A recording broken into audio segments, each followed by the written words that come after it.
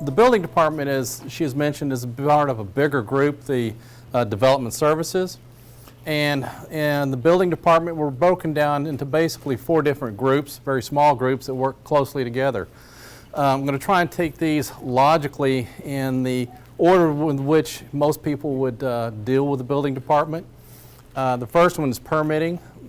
Just about everyone who does work in a home or in a commercial building, they need to get a permit. And they'll come and they'll see the permit specialist. For contractors, a lot of these services are actually available online. It's not available online to homeowners for the main reason that there's a state law that says homeowners actually have to come to the department and appear before the building official when they get a permit.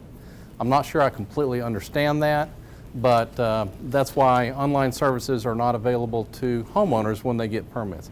Anyways, after they've seen a permit specialist, most people who are building or doing an addition or a commercial builder, they'll need to do building plans. And these building plans, especially for commercial builders, have to be done by licensed professional design professionals. And that's the second department, is the plan review. After the plan review, and we've approved that, and zoning has approved the use of that property for that purpose, then the permit's issued. Building inspectors then get to go out at various stages of the construction, and they will inspect the building, and then that portion's done. The fourth group, and this may be why more people come to talk to us on almost anything, is property maintenance. And the property and maintenance department used to be called the housing department, but we do so much more than deal with unsafe housing. And in that department, they're responsible for basically structures that have been there for a long time. They may be dilapidated. The property itself may just be a mess, and it's maybe unsightly for the neighborhood, or a health hazard. Go ahead, okay. And by the way, if you can't hear me or understand me, just let me know. And I like to walk around a lot, and so I hope that's not too distracting. When it comes to permitting, a lot of people like to do their own work, and that's great. You can work on your own house as long as the house you're living in. The state of South Carolina says if you've got a building or a house that you want to rent out or you want to sell, you actually have to hire a licensed contractor. And by the way, if you have a question at any of this, please holler out. It's probably more entertaining than what I'm doing. And so if you want to pull the permit to work in your own house, great, but the standards are still the same. In South Carolina, we adopt every 3 years the latest version of what is called the International Construction Codes. And that goes from anything from residential to commercial to plumbing, mechanical, energy, electrical, the whole kit and caboodle. And the stack of books, if you put them together, are about that wide. So there's an awful lot of material and a lot of information in there. We don't know all the building codes, but at least we know where to look for them. When do you have to ask for a permit? Is it certain, whatever you're going to add on, like if I want to build a bookcase, would I have to ask for a permit? Or? Bookcase would not require a permit. That brings up a very good question, in that what needs a permit and what does not need a permit. The list of things that does not need a permit is much shorter than what needs it. Basically, things that she's talking about, certain interior renovations, as long as we're talking about how the interior of your house or your business looks, normally does not need a permit. But if it starts involving electrical or plumbing, mechanical, anything structural, even if you want to change out windows in your home, one of the things that most people don't know is that in South Carolina, every bedroom has to have at least one window that when you open it up, it has at least 5.7 square feet of openable space. Now, if your house was built in the 60s, the 70s, or earlier, chances are you don't have a window in your house that is large enough for egress, or in each bedroom. So if you had somebody was advertising on TV that we have these wonderful energy-saving windows and you think it's time to upgrade, fantastic. I am really big onto saving electricity and reducing our use of carbon fossil fuels. But when they come in there, if they just can't straight take a window out, they have to have a permit for this, and then they'll actually have to reframe that hole in your bedroom wall to accept a window large enough for a 5.7 square foot window. Normally a 3050, 3 feet wide by 5 feet tall would accommodate that. But when you know you're ready to do something, just come talk to us. There may be an instance where what you're doing may require some plans to be submitted. Most of the time we don't require on residential plans an engineer or an architect, but there may come that time when you do. If you communicate to us, this is what I'm doing, these are the criteria I'm doing. Let's say you're replacing 4 of the floor joists in underneath your kitchen. If you come tell me I'm doing 2 by 6 at 16 inches on center and they're spanning this far, that's the kind of thing I need to know when you're doing that kind of work. Okay? Good question. And I'm going to be very short. Property maintenance, again, that's the one that most people like to talk about. My neighbor's got this going on in their house, or this building down the street is an eyesore. Best thing to do, and by the way, believe it or not, we have over 600 active cases in the property maintenance department right now. Until recently, we only had 2 inspectors for that. So we're playing a little catch up on that. But council has given us a little extra for staffing, as well as there's now more will to demolish buildings that are eyesores, and when there's nothing else that can be left to be done, demolitions occur as we have the funds. And right now we have a little more money to do that, and so that's a good thing. I was just talking about this today. My next door neighbors have not done any cleanup since the flood. And I'm just worried that the debris, it's a mound of it. Mm-hmm. It's going to be a snake business. So what can I do? Well, there are 2 different departments that may be involved in that. One would be ours and the property maintenance. And before I'm done, I'm going to pass around one of these to everyone. It's a contact list. Give you some phone numbers to call. First thing you would do is contact us and ask to speak with Ms. Keisha Lara. She is the head of our, can't even think anymore, property maintenance department. She'll open a case if she thinks a case is merited. Normally what she'll do is she'll send an inspector out. They'll take pictures. They'll document any issues that we may discover that violate the property maintenance code. And then, for example, in your situation, she may call vector control, and they'll send somebody out to deal with whether it's snakes, mosquitoes, rodents, things like that. So I'll go ahead and, you're the first person to get one. Thank you. Good question. Any other questions? So that's the outside of an individual's Mhm. home. Now, funny enough, I was just talking to a friend today, and this has to do with mold at, not Woodrow, Wardlaw. If there's like mold inside of an apartment Mhm. complex that's not being dealt with, she was told that DHEC won't get involved with private property. Now, is that true, and there's really no recourse for I don't want to mold? speak for DHEC, and there is not a lot of recourse for mold because we personally, our department does not deal with it. We don't have anybody trained in dealing with what we call unknown biological substances. We don't know when to call something mold and when it's not, or if it's the type of mold that may be hazardous.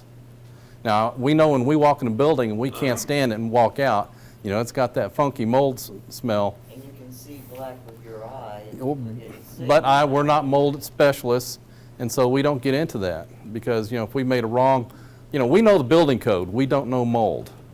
So that's why we normally refer people to DHEC because that's the next best step to our knowledge. And they may refer you to find, or the company to find a professional in the private sector. But we don't have a lot of control in that. And there's a very little known. Just to, so then you would deal with, like hoarding type situations? No, we're not going to deal with hoarding. All right, so she's talking about debris outside. Yes, the ma'am. house. Well, I consider that to be a hoarding type. No, well, okay, yeah, and it may be hoarding sometimes, it may not be, but it's outside where we can see it. There's actually an ordinance in Richland County that we do not make cases on occupied residential structures. Pure and simple. Okay, so debris left over from the flood, you could take pictures of those and complain because it could be rodents and stuff. But if people were collectors, you could complain. We don't have the legislative authority to do anything, to deal with something like that. All right, so I'm confused. How then could she, what's her, Hoarding is not covered by the International Property Maintenance Code. What she's got outside does, actually. flood debris? Mm-hmm. Okay, so if it's caused. I know it's confusing. It is, it is. And I get frustrated sometimes because I know there are situations we may need to step in, but I cannot go beyond my authority. Right. And right now, I don't have the authority to say, this person's a hoarder, and that violates an ordinance that we may not be able to enforce. I just don't have that authority to do Okay, that. So if you don't call it hoarding, if people just had a lot of junk. I still don't outside have, the house. outside the house, I can deal with it. Inside the house, I really cannot. Okay, well, as long as you can. Now, if that roof is caving in, and the structure is dilapidated, or there is the potential that this structure could fall in on somebody, I can step in and do something. Bless you. In four-part harmony. What if you have, we have a creek that really only operates when we have rain, which sounds. You have a what? We have a creek. Okay. Behind us, beyond our fence, it only operates when we have heavy rain. It really operated with a flood, but there's some debris that's left behind it that came from, down the street. I mean, I thought going back there and picking it up, but I don't want to because there's possible snakes, so what do we do about that? The best thing to do, honestly, is file a complaint with the ombudsman's office, because what they'll do, and this is another good hint on anything you may have concern about. Let's say she has this situation where the debris is all around the outside of the house, or the creek too. See, she's got a creek also. Yep. No, if you contact the ombudsman's office, one situation may involve more than one department. It may be us, it may be vector control, it may be public works as far as something needed to be done from their side. So the ombudsman's office is, and you probably have already covered this, I'm sure, before, but that's really a good first stop. Because what happens when you call the ombudsman's office, and I know you've probably heard this before, basically a complaint goes on the record. And it goes to the various departments that are affected by this, or may be affected, or may have something to do with it. And then that puts us on the clock. We're only given so much time to, one, respond to the complaint. Now, depending on what it is, we may have more time to come up with a resolution to that. I mean, it may be a resolution that takes 2 days. It may be something that takes 2 weeks, 2 months, 6 months. For example, if we got a house that's dilapidated, I just cannot go out there and tear it down. We have to go through due process. We have to try and find the owners. In Richland County, which a lot of is rural, we have a lot of property that's basically been passed down to heirs, but a lot of times this has been done without a will. And so the legal ramifications of trying to tear down a structure or get somebody to repair a structure or clean up some property, it's kind of time consuming. We wind up having to do title searches, trying to contact all the individuals.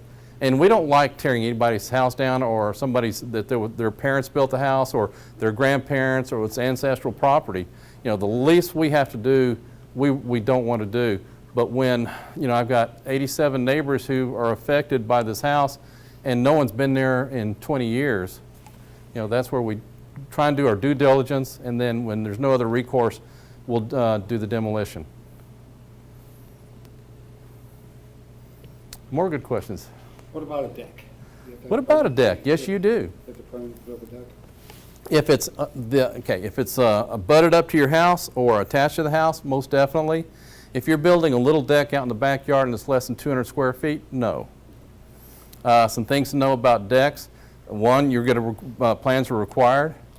Now, we've got a great PDF we can send you that it was done by the American Wood Council. Shows you all the code compliant aspects of building a deck, as far as what size you need for floor joists, the spacing on them, what kind of hardware you may need to attach and where it needs to attach to your house. If it's more than 30 inches above grade, it's required a barrier around it, or and the pickets have, a 4-inch sphere cannot pass through the pickets, needs to be able to withstand 200 pounds of load on it.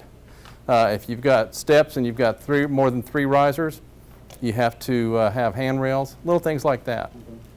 And one of the things that most people don't know, if he came in to get a permit for his deck, before we can issue the permit, he actually has to take what's called a statement of disclosure and actually file that with your deed so that if you ever sell your house, they know that you did the work on it, not a licensed professional.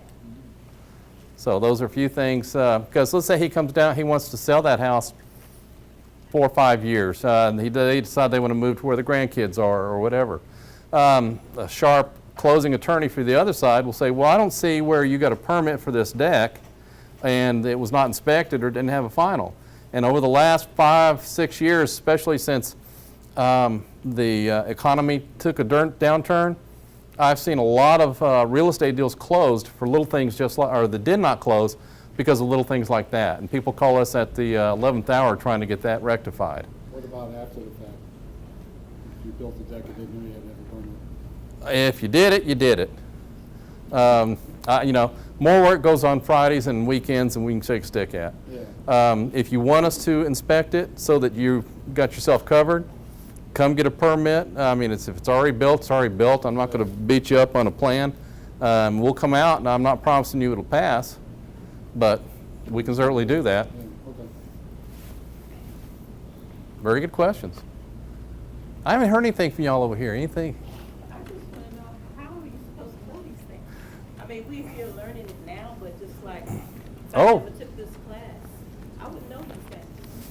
So- You know, that's a great question, and I wish I knew a great way to disseminate this information because, first of all, there's so much of it. Yeah. There is so much of it. But the very best thing you can do, if you say, I have a question about working on my house or building on my house, or I need an electrician. I don't even know who the best person to call.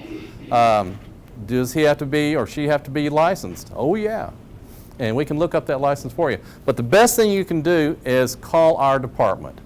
And we will bend over backwards to try and help you either get you that information or we will help you try and help you find it.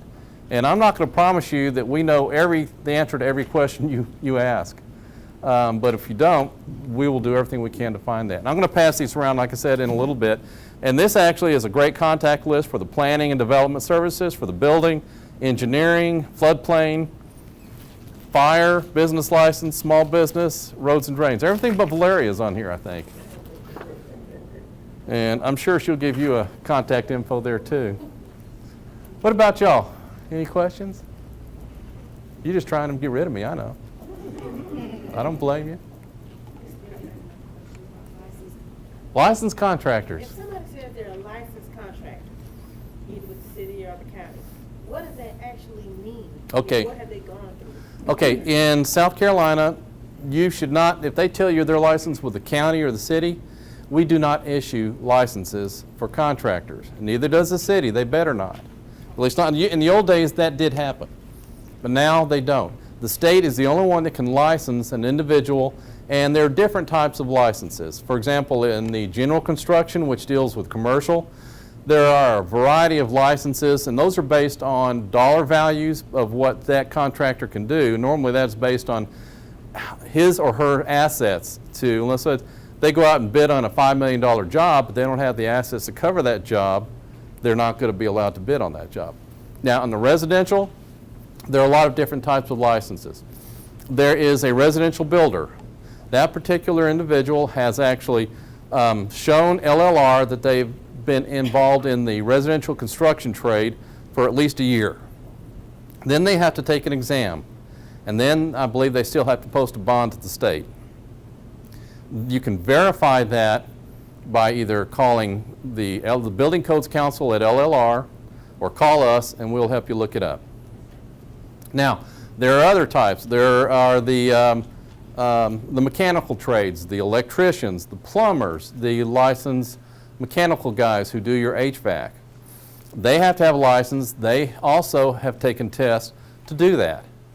And they have to keep those licenses current with LLR. Now, there's a group of guys and gals out there, they're called specialty licenses or specialty contractors. I can walk up to LLR, you could go to LLR today and say, I want 3 specialties. And you can say masonry, roofing, and carpentry. And for $35, or for however much they charge for each one, you can get that license. You don't have to show any experience. You don't have to have taken a test. And there are things like flooring and siding and stuff like that. I'm not a big fan of this. I think those guys should be tested also. But basically, they give those guys those licenses so they can work underneath a residential builder. I personally feel like that's how it should be. And there are some things they can pull a permit for. You cannot get a guy who's got 3 specialties like roofing, framing, and masonry. He cannot come to the department and pull a permit to do an addition. He cannot come out of the ground to do anything. That has to be a residential builder. But you can always call us if you're not sure, and you can always call LLR, the Building Codes Council. I strongly recommend somebody comes to you and says, here's the contract, I'll take $1,500 or I'll take $5,000 now and then the rest due when I'm finished. I would almost walk away from that because we've had a lot of trouble, especially right after the flood, where they came to, especially to the elderly, people who may not hear very well or they're on their own, and a lot of these folks have been taken advantage of. You know, they give somebody a check for $5,000, $10,000, and they never see them again. So when in doubt, don't. You can always call us. Now, if I've got a guy who has come to you and he says, yeah, I'm licensed and I'm going to want $5,000 down, if you say, why don't you come back tomorrow and I'll have a check ready? In the meantime, call us. We'll tell you if he's got a license. If not, I'm going to send one of my guys out there, and we have little silver badges or gold badges, just like some other guys. And when he comes to get your check, I'm going to write him a summons for $1,092.50. And he has to show up at magistrate's court. If he doesn't show up at magistrate's court, then a warrant is issued. And we love to do that because we're trying to get rid of these folks. We really are. I wish I had 4 guys devoted just to do that. Man, we'd go after it like a hawk on a June bug. You kind of may guess what part of where I grew up, and it was rural, okay? Do you have a list? Let's say how much it should cost to paint your house? Or No, I do something not like get that? into estimating. Because I guarantee I'd get it wrong, and then somebody say, well, Richland County said you could do it for this.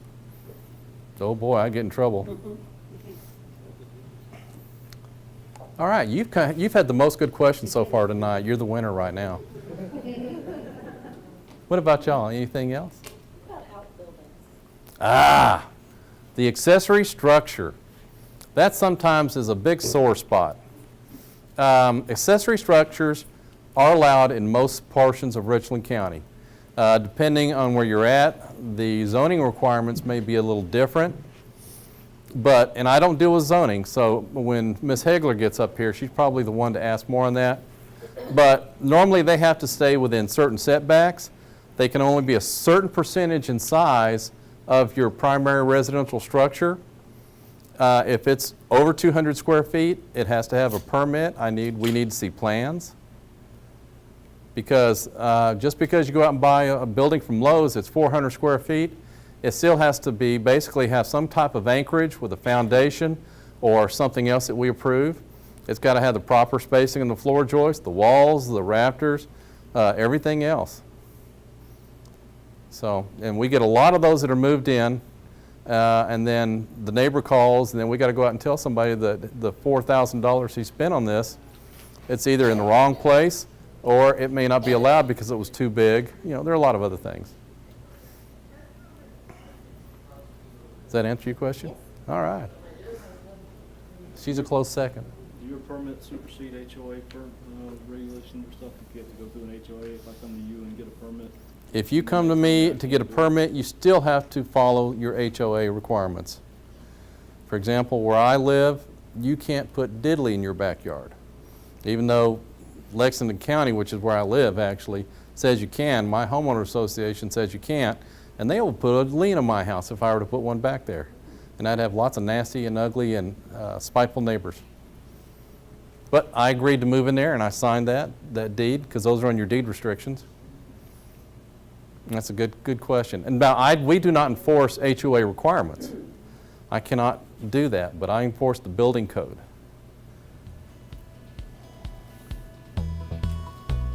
It's a good one. We get that call about once a week. Anything else? You gonna let me go home to my wife? Okay. No. One more? Oh, okay.